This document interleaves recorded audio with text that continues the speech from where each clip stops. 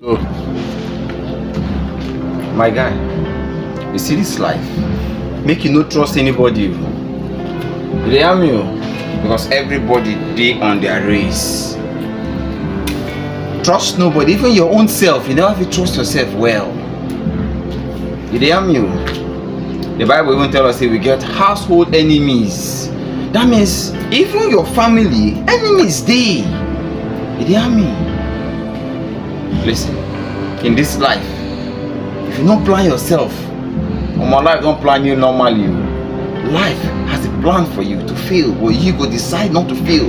That's why your secrets, keep it to yourself. Don't trust anybody to tell them what your mind has given birth to. You dey hear me? Life, a decision. See this word, keep them in your heart to guide you.